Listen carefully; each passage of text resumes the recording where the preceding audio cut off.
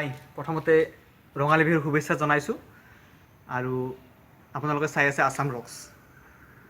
তো জুবিন গাৰ্গ বিতৰ্ক, আকৌ জুবিন গাৰ্গ বিতৰ্ক, জুবিন গাৰ্গ আৰু নুনমাটি বিহু কমিটিৰ মাজত বিতৰ্ক। এই ক্ষেত্ৰত জুবিন গাৰ্গক আমি ক'ব বিচাৰিছোঁ অপৰাধী, বিকজ জুবিন গাৰ্গে জীৱনৰ 25টা বসন্ত অসমীয়া সংগীতৰ নামত উৎসৰ্গা কৰিলে। কিয় কৰিছিলে জুবিন গাৰ্গে? নিজে অপদস্থ হ'বলৈ এই 25টা বছৰ অসমীয়া সংগীতৰ কাৰণে উৎসৰ্গা কৰিছিলে নেকি বাৰু? এইবিলাক মানে প্ৰশ্ন লৈ আমি কিছুমান মানুহৰ ওচৰত গৈছিলোঁ,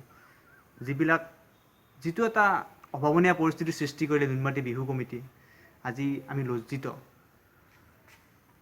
এজন শিল্পীক, জুবিন গাৰ্গে হওক নতুবা কোনো সৰু শিল্পীয়ে হওক বা কোনো শিল্পীয়ে হওক, এজন শিল্পীক আপোনাৰ বিহু মঞ্চৰ পৰা অপদস্থ কৰিছে, বিহু মঞ্চত অপদস্থ কৰিছে।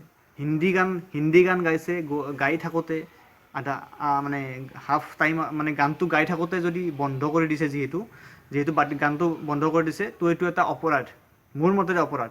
আৰু জুবিন গাৰ্গক উপদেশ দিয়া মানুহ এতিয়ালৈকে এই পৃথিৱীত সৃষ্টি হোৱা বুলি মই নাভাবোঁ, বিশেষকৈ মই নাভাবোঁ। আৰু নুনমাটি বিহু কমিটিয়ে যদি এই কথাৰ কাৰণে যদি মোক কিবা শাস্তি দিয়ে, আই এম ৰেডি। শাস্তি দিয়ে, কি দিয়ে, I am ready. Because Zubeen Garg innocent. Zubeen গাৰ্গে কোনো ভুল কৰা নাই, নিজৰ এটা সৃষ্টিৰ হিন্দী গীত গাইছে, তাতে আমি ছাপোৰ্ট কৰিছোঁ, বিকজ আমি এজন অসমীয়া। আৰু অসমীয়া হিচাপে জন্মৰ পৰা শুনিছোঁ একমাত্ৰ জুবিন গাৰ্গৰ গান, একমাত্ৰ জুবিন গাৰ্গৰ পৰা গান শুনি আমি সৰুৰ পৰা ডাঙৰ হৈছোঁ, গতিকে আমি জুবিন গাৰ্গক ছাপোৰ্ট কৰিম। কিন্তু এটা কথা নাভাবিব আমি জুবিন গাৰ্গৰ অন্ধ সমৰ্থক, সেইটো কথা কেতিয়াও নাভাবিব। জুবিন গাৰ্গে কি ভুল কৰে, কি ভুল নকৰে, এইবিলাক আমি বিচাৰ কৰোঁ। গতিকে এইটো ক্ষেত্ৰত জুবিন গাৰ্গৰ কোনো ভুল নাই। জুবিন গাৰ্গে এটা নিজৰ সৃষ্টিৰ হিন্দী গীত গাইছে, তাৰ কাৰণে একো ভুল হোৱা নাই। গতিকে নুনমাটি বিহু কমিটিয়ে যিটো এটা অভদ্ৰ আচৰণ কৰিলে জুবিন গাৰ্গৰ লগত, তাৰ বাবে মই আৰু অসমবাসীয়ে ধিক্কাৰ দিছোঁ নুনমাটি বিহু কমিটিক। আৰু ইমানে যদি বিহুৰ কথা যদি আপোনালোকে ইমানেই জানে, তেনেহ'লে আপুনি হাত বিহু পাতক, আৰু হাত বিহু পাতক আপুনি গছৰ তলত। তেতিয়া জুবিন গাৰ্গে হিন্দী গীত নাগায়।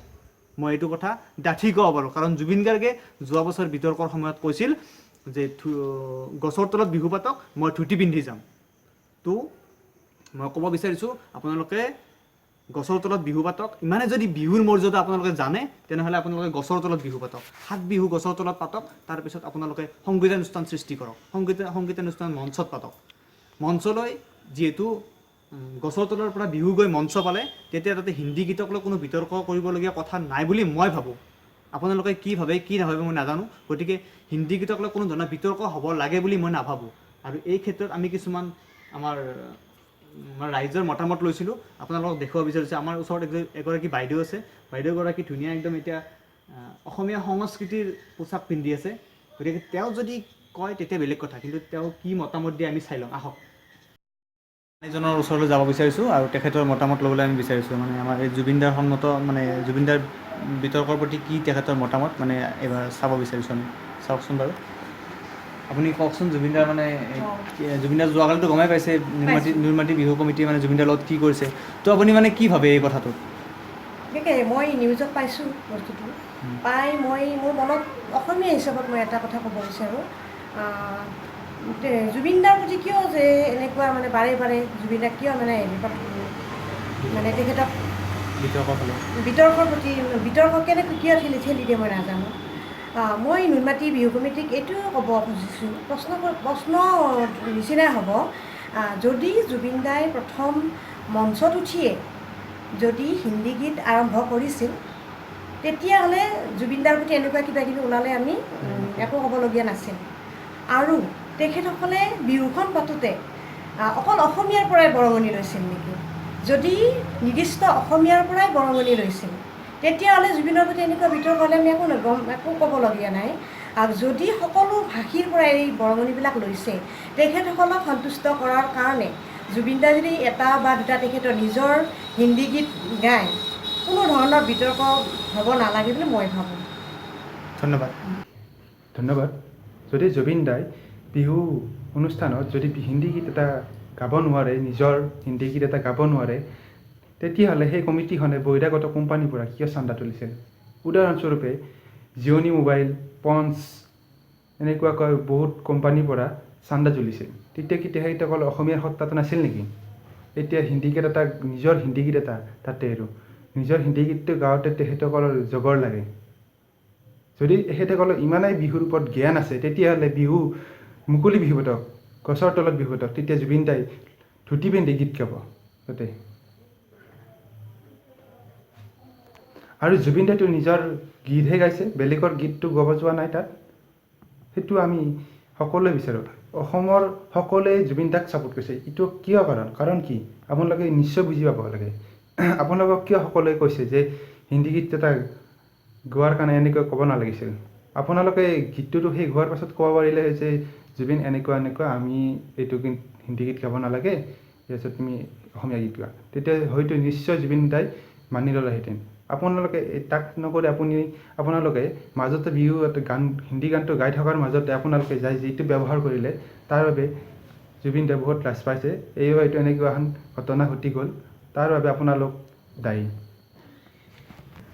আৰু আপোনালোকে জুবিন দাক যেনেকৈ কথাবোৰ কৈছে, জুবিন দা জানো কোনো নহয়হে? জুবিন দাই অসমৰ বাবে কিমান কি কৰিছে আপোনালোকে কি দেখা নাপায় নেকি? দুখীয়াৰ বাবে সেইদিনা কটন কলেজৰ এটা অনুষ্ঠানত জুবিন দাই এটকা মাননি নল'লে, অযথা সেই পইচাৰে জুবিন দাই 10জন ছাত্ৰ ছাত্ৰীক তাত পঢ়াৰ বাবে খৰচ কৰিব। কিমান পইচা লাগে সেইবোৰক কোনেও আপোনাৰ পাব্লিচিটি নকৰে। যিটো জুবিন দাৰ কিবা এটা বিতৰ্ক হ'লে সেইটো ডাইৰেক্ট ফ'কাছত আনিব, কিন্তু ভালটো কেতিয়াও টিভিত হওক কোনো মিডিয়াত প্ৰকাশ নহয়। এইটোৱে বেয়া লাগে যে জুবিন দাৰ বিতৰ্কৰ আনে বহুত মানুহে চেষ্টা কৰি থাকে, কিয় নাজানো। নিজৰ অসমৰ মানুহ এজনক লৈ ইমান যে খেলিব পাৰে আমাৰ মানুহে, সেইটো দুৰ্ভাগ্যজনক কথা। আৰু বিহু কমিটিক কিমান ৰেচপেক্ট কৰে সেইটো লৈ পেলাই আমি এটা জাষ্ট কিছুমান মানুহৰ পৰা আমি কমেণ্ট লৈছিলোঁ। তো এতিয়া আমাৰ মাজত একজন মানুহ পাইছোঁ, আমাৰ যুৱ প্ৰজন্মৰ এজন শিল্পী অভিনৱ মুকুট। তেখেতৰ পৰা জানিব বিচাৰিছোঁ জুবিন দাৰ বিতৰ্কৰ বিষয়ে তেখেতে কি কয়। নমস্কাৰ, আটাইলৈ ৰঙালী বিহুৰ শুভেচ্ছা জ্ঞাপন কৰিলোঁ। মানে গৰু বিহুৰ দিনাখন গধূলি যিটো মানে কাণ্ড ঘটি গ'ল, প্ৰথম কথা ক'বলৈ বিচাৰিছোঁ আমি অকণমান লাজ পাইছোঁ। কিয়নো ক'বলৈ বিচাৰিছোঁ যে জুবিন দাই যিটো গীতৰ কাৰণে জুবিন দাক এনেকুৱা কৰা হ'ল, সেই গীতটো প্ৰথম কথা জুবিন দাৰ নিজৰ এটা মানে জনপ্ৰিয় গীত, নিজে তেখেতে কণ্ঠ নিগৰাইছিল গানটোত। বাকী গানটোৰ কথা আমি সকলোৱে জানো, গীতটো আপোনাৰ এটা শ্ৰেষ্ঠ গীতৰ, ভাৰতৰ এটা শ্ৰেষ্ঠ গীতৰ এটা বঁটাৰ বাবে গীতটো নমিনেশ্যনৰ কাৰণে গৈছিল। গোটেই ভাৰতবাসীয়ে আদৰি লৈছিল গীতটো। আৰু ক'ব বিচাৰিছোঁ যে মোৰ ক'ব লগা প্ৰথম কথাটো হ'ল যে জুবিন গাৰ্গ বা জুবিন দা আমাৰ মানে 25 বছৰ ধৰি তেখেতে অসমীয়া সংগীতত যিটো আধিপত্য বিস্তাৰ কৰিছে, আমাৰ সংগীতৰ যিটো মানে হেৰাই যোৱা যিবিলাক সংগীত, সেইবিলাক তেখেতে লোকসংগীতবিলাকক আনি পেলাই আজি বিশ্ববাসীৰ আগত চিনাকি কৰাই দিছে।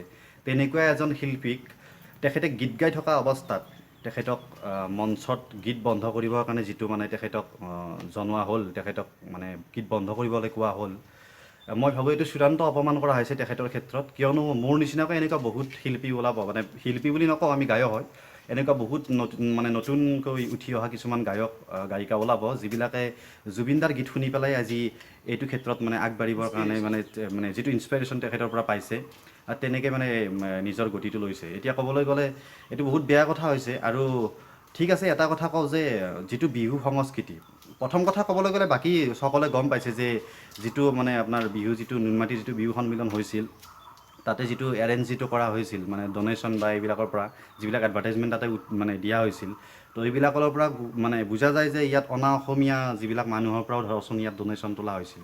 তো এইবিলাক ডনেশ্যন তোলাৰ পিছত তাতে এইটো কথা আহি নপৰিব যে আপুনি গোটেইখিনি অসমীয়া ভিতৰতে আপুনি সীমিত ৰাখিব। আৰু ভাবোঁ সংগীতৰ কোনো ভাষা নাই। জুবিন দাই যিটো হিন্দী গীত গাইছিল, জুবিন দাই হিন্দী গীতটো গাইছিল, তেখেতক তাৰ পৰা নমাই আনি বহুত ভুল কাম কৰিছে।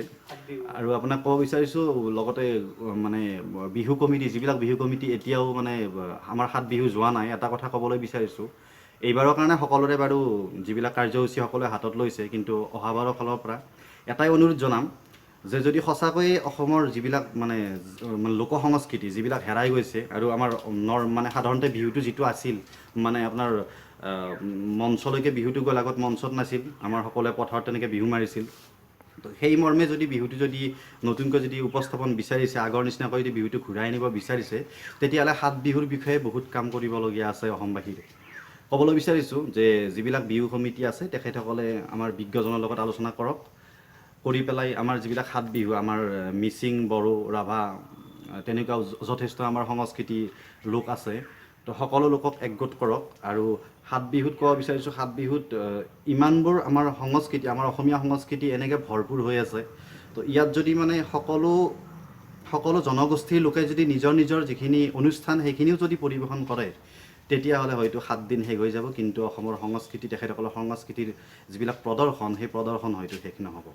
সেইকাৰণে ক'ব বিচাৰিছোঁ যে তেনেকৈ ৰাখক প্ৰথম 7 দিনৰ কাৰণে, তেতিয়াহ'লে হয়তো সংগীতানুষ্ঠান, যিটো শিল্পীৰ সংগীতানুষ্ঠান, সেইটো হ'লে বন্ধ কৰিলেও কোনো কথা নাই। আৰু যদি বন্ধ নকৰে তেতিয়াহ'লে আধুনিক সংগীতানুষ্ঠানখিনি বন্ধ কৰি ৰাখক। লোকসংগীতৰ যিবিলাক শিল্পী আছে, সেই শিল্পীবিলাকে আজি তেখেতসকলে যিখিনি সন্মান পাব লাগে সেইখিনি সন্মান পোৱা নাই তেখেতসকলে। এই মঘাই ওজাৰ দৰে শিল্পী আমি গম পাইছিলোঁ, গতিকে এতিয়া যিবিলাক তেনেকুৱা ধৰণৰ লোকসংগীতৰ শিল্পী আছে, সেই লোকসংগীতৰ শিল্পীসকলেই প্ৰথম 7 দিন আধিপত্য বিস্তাৰ কৰক, আৰু সেই অনুষ্ঠানবিলাক তেনেকৈ হওক মই আশা ৰাখিছোঁ। আৰু বাকী যিবিলাক আধুনিক সংগীতৰ লগত সংগতি ৰাখি পেলাই বৰ্তমান যিবিলাক সংগীত চলি আছে, বা যিবিলাক মানে সংগীতক লৈ পেলাই মানুহে মনোৰঞ্জন পায় এতিয়া মানে, তো তেনেকুৱা ধৰণৰ সংগীতক লৈ পেলাই বাকী অনুষ্ঠান চলাব লগা হ'লে প্ৰথম 7 দিনৰ পিছত তেতিয়াহ'লে চলাওক। তেতিয়া হয়তো আমাৰ যিটো 7 দিনৰ বহাগৰ উৎসৱ বুলি কোৱা হয়, যিটো 7 দিনৰ বহাগৰ বিহু বুলি কোৱা হয়, সেইটো আমাৰ অসমীয়া জাতিৰ মানে সুন্দৰ মানে উৎসৱ হিচাপত এইটো অক্ষুণ্ণ থাকিব। আৰু লগতে ক'ব বিচাৰিছোঁ, যদি তেনেকুৱা যদি নহয়, তেতিয়াহ'লে এদিনৰে যদি সাংস্কৃতিক সন্ধিয়া পাতিব বিচাৰিছে, তেতিয়াহ'লে বৰ্তমান যিটো হৈ আছে সেইটো হ'বই। আৰু ক'ব বিচাৰিছোঁ, এইটোত কাৰো একো ভুল নাই, কাৰো মানে শিল্পীজনৰ ভুল বুলি মই ক'ব কেতিয়াও নিবিচাৰোঁ। তেখেতে যিটো হিন্দী গীত গাইছে, তেখেতৰ নিজৰ সৃষ্টি হয়, সংগীতৰ কোনো ভাষা নাই। আজি বেলেগ এখন ৰাজ্যত তেখেতসকলৰ যিটো প্ৰধান উৎসৱ, আজি পশ্চিমবংগত তেখেতসকলৰ প্ৰধান উৎসৱ দুৰ্গা পূজা। দুৰ্গা পূজাত তেখেতসকলৰ তাত যেতিয়া উৎসৱ মানে আমাৰ জুবিনদাৰ আমি অনুষ্ঠান চাইছোঁ দুৰ্গা পূজাত, তাতে অনুষ্ঠান পৰিৱেশন কৰা অৱস্থাত আমাৰ অসমৰ বিহু জুবিনদাই তাত গাইছে, আৰু তাৰে যিবিলাক মানে জনসাধাৰণ আছে, সেই জনসাধাৰণে সেই বিহু আঁকোৱালি লৈছে, শুনিছে। তো তেনেকুৱা অৱস্থাত আমাৰ অসমৰ পৰাও বহুতখিনি ল'ৰা বা ছোৱালী ইয়াৰ পৰা গৈ পেলাই বাহিৰত কিছুমানে পঢ়ি আছে, কিছুমানে হয়তো বেলেগ আপোনাৰ চাকৰি জব এইবিলাকত ব্যস্ত হৈ আছে। তো আমি এইটো কথা চাব লাগিব যে বেলেগ ৰাজ্যৰ লগত আমাৰ যিটো ভাতৃত্ববোধ সেইটো অক্ষুণ্ণ থাকক, জাতীয়তাবাদখিনি আমাৰ থাকক, কিন্তু এনেকুৱা জাতীয়তাবাদী হ'ব নোৱাৰে যিটো জাতীয়তাবাদে আমাক নিজকে ধ্বংস কৰে। তো এইখিনি মানে ক'ব বিচাৰিছোঁ। আৰু এনেকুৱা ধৰণৰ সমস্যাবিলাকৰ মানে আকৌ নহওক সেইটোৱে বিচাৰিছোঁ। শিল্পীক সন্মান দিয়ক, যিখিনি সন্মান শিল্পীয়ে পাব লাগে, বিতৰ্ক আৰু কেতিয়াও নিবিচাৰোঁ।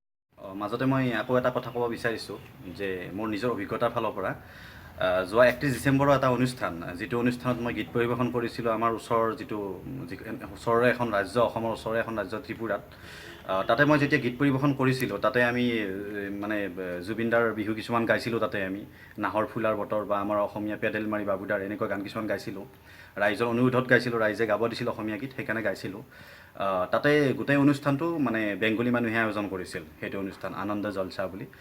যিটো অনুষ্ঠানত আমি গীত পৰিৱেশন কৰিছিলোঁ, সেই অনুষ্ঠানটোত লাষ্টত মানে শেষৰ পিনে এনেকুৱা হৈ গ'ল যে তাতে সমবেত মানে যিবিলাক মানুহ তাতে সন্নিৱিষ্ট হৈ আছিল, সেইবিলাক মানুহৰ ফালৰ পৰা তেখেতসকলে জয় অসম বুলি চিঞৰিছিল। জয় অসম বুলি যেতিয়া চিঞৰিছিল, তেতিয়া মনটো বহুত ভাল লাগিছিল এজন অসমীয়া ল'ৰা হিচাপত। তাৰপিছত মানে মই নিজে কৈছিলোঁ যে জয় অসম, জয় ত্ৰিপুৰা, জয় নৰ্থ ইষ্ট, সকলোকে চিঞৰিব দিছোঁ, সকলোৱে আটাই চিঞৰিছিল, বহুত ভাল লাগিছিল। তো মই আপোনালোকক এটা কথাই ক'ব বিচাৰিছোঁ যে সংগীতে এটা এনেকুৱা বস্তু যিটোৰ জৰিয়তে মানে আমাৰ ওচৰৰ দেশ মানে ওচৰৰ ৰাজ্য এইবিলাকৰ লগত আমাৰ এটা সম্পৰ্ক মানে সুসম্পৰ্ক হিচাপত প্ৰতিষ্ঠা হয়। সেইকাৰণে ক'ব বিচাৰিছোঁ এনেকুৱা ধৰণৰ বিতৰ্ক হ'ব নালাগে। যিহেতু আমি আৰু আমাৰ হিন্দীটো এটা ৰাষ্ট্ৰভাষা হয়, হিন্দীটো ৰাষ্ট্ৰভাষা হ'লে হিন্দীটো আমি গাবই লাগিব। গতিকে সকলোৱে মানে কথাবিলাক ভালদৰে বুজি উঠক আৰু সহযোগ কৰক আটাইয়ে বাৰু। ধন্যবাদ।